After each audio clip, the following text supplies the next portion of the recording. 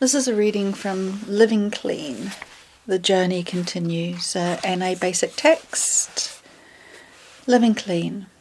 Living clean is a lifelong journey, and the NA program gives us tools to build a life infused with hope. No matter where we are on our journey, we believe it can get better and that we can get better. We practice a principled life and find a new way to live. We try new things, and some of them suit us better than others. As we experience living clean with its ups and downs, miracles and struggles, dead ends and open doors, we see the world more clearly and better understand our place in it. The program of Narcotics Anonymous is the way we've found to escape lives of desperation and pain, but that's not all NA is. It's a path, a process, and a way of life. Many of us come in with just the barest hope that we can get the pain to stop. In the beginning, our willingness is born of our suffering and fear. Living the program changes us in ways we might expect and in ways we never imagined. NA gives us the ability to turn our desperation into a passion to live fully and grow spiritually. We experience relief almost from the beginning of our recovery, and our first experiences of joy are like seeing colour for the first time. Our minds are open and our spirits are free. Even if we experience only for fleeting moments that joy, that joy carries us through the hardest days and nights.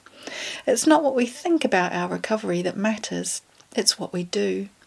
Living clean is a spiritual process, and it teaches us that the world is bigger than we imagined, and not as far out of reach as we had feared. Our flawed beliefs about people who didn't use drugs shaped our opinions about what we might be like when we stopped. When we first got clean, many of us worried that our lives were about to become small and boring. What we find really is beyond our wildest dreams. We have opportunities and the ability to follow through on them. Perhaps more importantly, our connections with people become intensely important and satisfying to us. The close friendships we have with members who share our recovery can be a deeper connection than family. We share an intimacy that is really special, and when we carry that over the course of many years, it grows into an abiding affection and understanding for one another. Commitment to recovery is essential for us. Maintaining recovery as a priority may come to mean different things for us over time. We need to maintain our connection to NA, but taking responsibility for our lives also matters.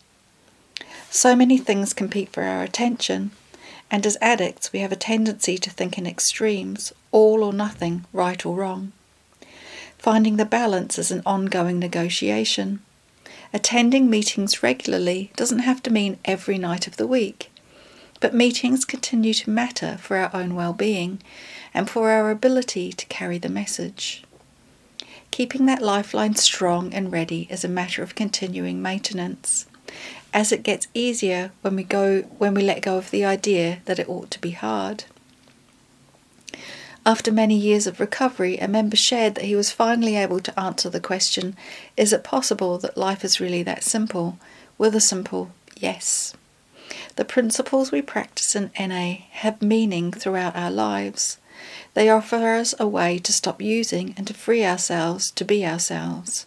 Working the steps, studying the traditions, and applying ourselves to service in and out of NA helps us to discover who we are and what we believe. Carrying the message brings us awareness of our gifts and limitations and guides us to change. We can measure our lives not in years or by the things we gain or lose, but by the degree to which we make peace with our own lives and the world around us. Spiritual growth is the real success. As our recovery unfolds, we find ourselves resolving feelings we never admitted we had. Open-mindedness gives us the ability to see more and more clearly within ourselves as we go through the never-ending process of surrendering, taking inventory and inviting change. The message we carry has 3 parts. Any addict can stop using, lose the desire to use, and find a new way to live. We talk about the first two because stopping is an emergency when we get here, and losing the obsession is necessary for us to enjoy our lives. But the hard work does not end there. Finding a new way to live is not something we do just once. Some of us experience great upheaval as we try again and again to find a life that makes sense for us. But we continue to carry the message, using our experience to help others. The more experience we have to share, the richer our message can become.